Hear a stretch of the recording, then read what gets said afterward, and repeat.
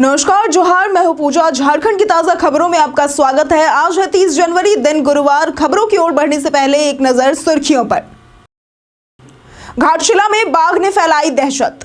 Ghatshila one क्षेत्र में कई दिनों तक घूमने के बाद बाघ पटमदा क्षेत्र में पहुंच गया। पटमदा प्रखंड के गोबर घुसी पंचायत के कुकड़ू और अपो गांव में बाघ के पंजे के निशान मिले हैं और बाघ की दहाड़ से लोग डर गए हैं। अपो गांव के युवक काला चांद सिंह का बाघ से सामना हुआ, लेकिन वो बाल बाल बच गया। ग्रामीणों ने बाघ के पंजे के निशान देखकर वन विभाग को सूचना दी। वन विभाग ने मुआयना किया और कैमरे लगाए। ग्रामीणों को जंगल में न जाने और रात में बाहर न निकलने की सलाह दी गई है। डीएफओ ने बताया कि बाघ के दलमा में होने की पुष्टि हुई है, लेकिन लोकेशन ट्रेस नहीं हो पा रहा है। मैया सम्मान योजना से जनता पर नहीं आएगा अतिरिक्त भार। झारखंड के मुख्यमंत्री हेमंत सोरेन ने अबुआ बजट पर आयोजित संगोष्ठी में बताया कि मैया सम्मान योजना राज्य की पहचान बन गई है, जिससे महिलाओं को सशक्त बनाने का उद्देश्य पूरा हो रहा है। उन्होंने अधिकारियों से बजट के माध्यम से राज्य की मूलभूत समस्याओं का समाधान और आंतरिक संसाधनों का बेहतर उपयोग करने को कहा। वित्त मंत्री राधाकृष्ण किशोर ने राज्य के वित्तीय प्रबंधन में सुधार और बजट को सर्वोत्तम बनाने का लक्ष्य रखा है। राज्य वित्त आयोग के सदस्य हरीश्वर दयाल ने बताया कि 8 सालों में झारखंड की आय दोगुनी हुई है और 2029-30 तक 10 लाख करोड़ की आय का अनुमान है। आतंकवाद पर बड़े एक्शन की तैयारी में झारखंड पुलिस। झारखंड पुलिस आतंकवाद पर कड़ी कार्रवाई कर रही है और अलकायदा के झारखंड मॉड्यूल के 16 नए संदिग्धों की पहचान की गई है। ये संदिग्ध रांची और आसपास के क्षेत्रों से है और डॉक्टर इश्तियाक के मॉड्यूल से जुड़े हुए हैं। अब तक 4 संदिग्धों को गिरफ्तार किया जा चुका है, जबकि शहबाज अंसारी की गिरफ्तारी के बाद संदिग्धों के नाम सामने आए हैं। कटकी और इश्तियाक ने युवाओं को कट्टरपंथ से जोड़ने की कोशिश की थी। केंद्रीय इस्पात मंत्री ने तासरा प्रोजेक्ट का किया निरीक्षण।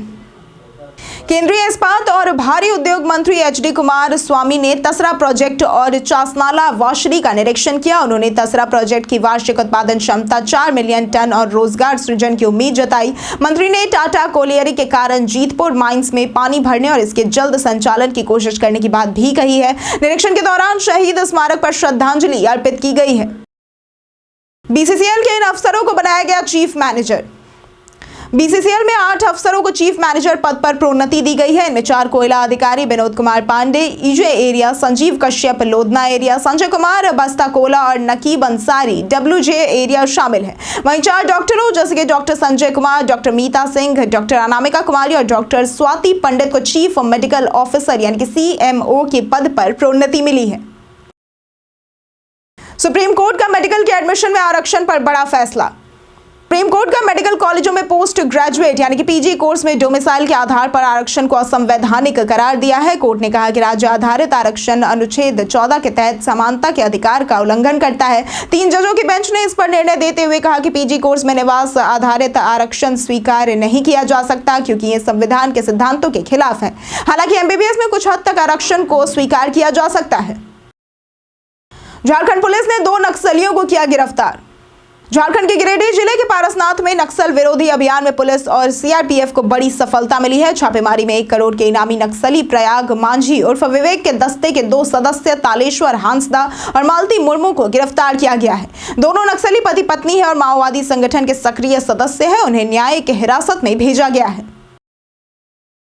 महाकुंभ के भीड़ में फंसने पर अपनाए ये तरीके।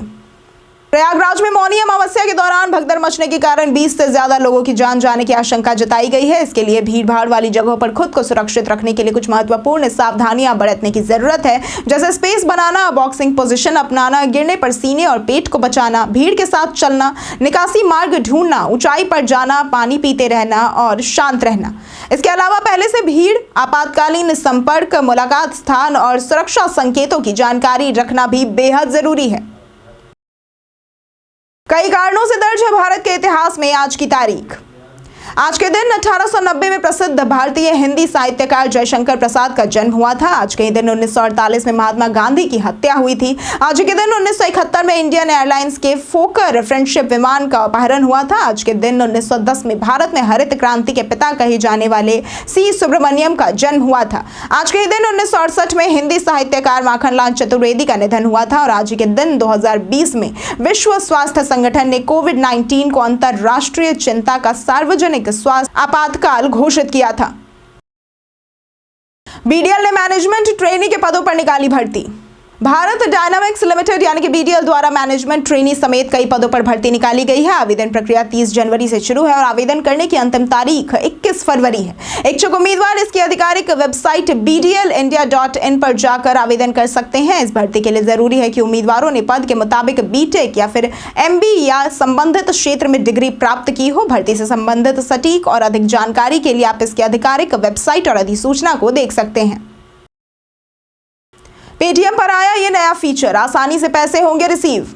पेटीएम ने एंड्रॉइड यूजर्स के लिए रिसीव मनी और QR विजेट नाम का नया विजेट लॉन्च किया है, जिससे यूजर्स को पैसे प्राप्त करने के लिए ऐप खोलने की जरूरत नहीं पड़ेगी। अब यूजर सीधे अपने होम स्क्रीन पर QR कोड देख सकते हैं। इस फीचर का फायदा यह है कि यूजर्स को लंबी प्रक्रिया से बचते हुए तुरंत पेमेंट प्राप्त हो जाएगा। इसके लिए पेटीएम ऐप को अपडेट करें, प्रोफाइल आइकन पर टैप करें और add QR to home screen option को चुनें। इसके बाद होम स्क्रीन पर QR कोड दिखाई देगा, जिससे पेमेंट कंफर्मेशन भी मिलेगा। जानिए आज कैसा रहेगा बिहार में मौसम का मिजाज।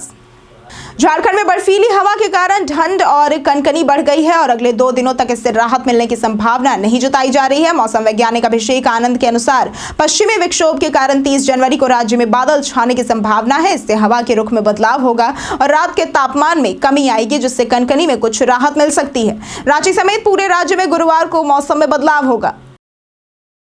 राज्य में आतंकियों के 16 स्लीपर सेल एक्टिव। झारखंड में अलकायदा का मॉड्यूल सक्रिय है और बीते 2 साल में दिल्ली पुलिस की स्पेशल सेल और झारखंड ATS ने कई गिरफ्तारियां की है। अब तक 11 संदिग्ध गिरफ्तार किए गए हैं और 16 अन्य संदिग्धों के बारे में जानकारी मिली है। ये संदिग्ध विभिन्न पेशों से जुड़े हैं और रांची, लोहरदगा जैसे इलाकों में सक्रिय है। झारखंड में आतंकी संगठनों का कनेक्शन 20 साल पुराना है, जिसमें लश्कर-ए-तैयबा, ISIS जैसे समूह भी शामिल है। मैया सम्मान योजना के इन लाभुकों पर होगा एक्शन।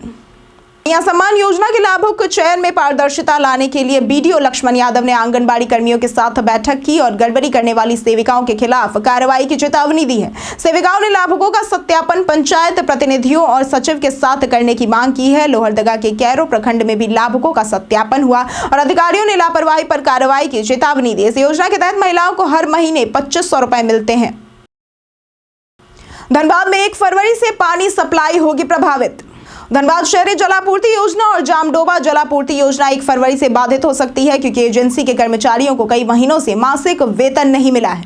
अप्रैल 2024 से बकाया भुगतान लंबित है, जिससे 6 करोड़ रुपए से अधिक का बकाया हो गया है। एजेंसी ने पेयजल एवं स्वच्छता विभाग से भुगतान की मांग की है, लेकिन अब तक समाधान नहीं हुआ है। इसके कारण लगभग 10 लाख लोगों को जलापूर्ति में संकट का सामना करना पड़ सकता है। संजय मांजरेकर ने बुमराह को बताया क्रिकेट का दिलीप कुमार।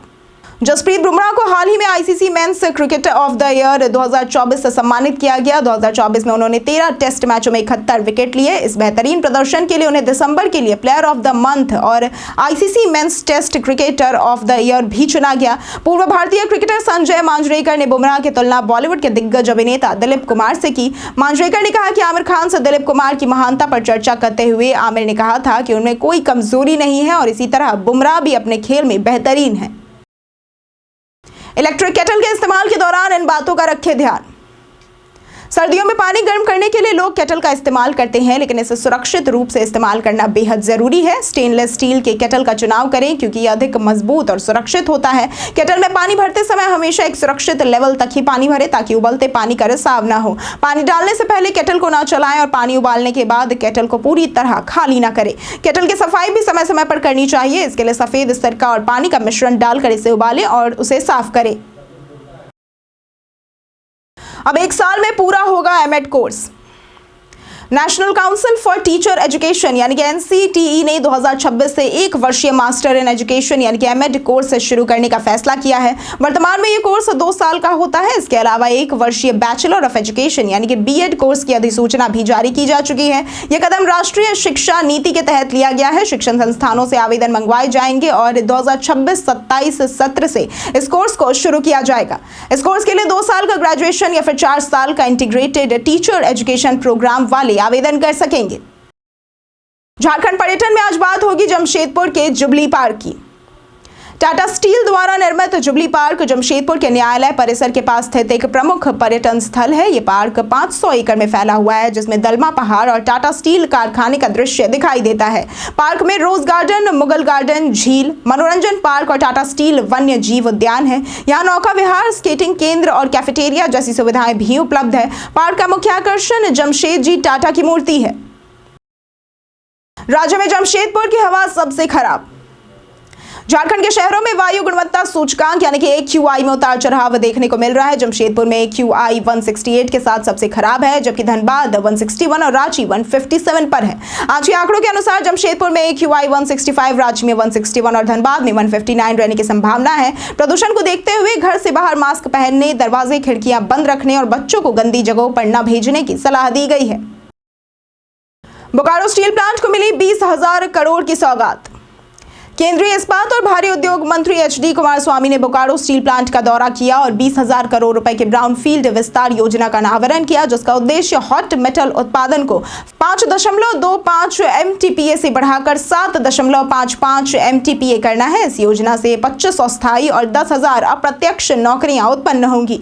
मंत्री ने तसरा कोयला खदान और चास नाला वॉशरी का भी दौरा किया, जो भारत की कोयला आपूर्ति में आत्मनिर्भरता के लिए महत्वपूर्ण है।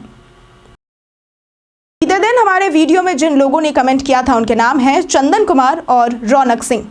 इसी के साथ बढ़ते हैं आज के सवाल की ओर। आज का सवाल है, आपके क्षेत्र में मौसम का क्या हाल है? आप अपना जवाब हमें हमारे कमेंट सेक्शन में लिखकर जरूर बताएं। आज के लिए सिर्फ इतना ही। झारखंड की तमाम खबरों के साथ बने रहने के लिए देखते रहे न्यूज झारखंड और हमारे चैनल को सब्सक्राइब जरूर करें। साथ ही अगर आप फेसबुक पेज पर देख रहे हैं तो लाइक और फॉलो जरूर करें।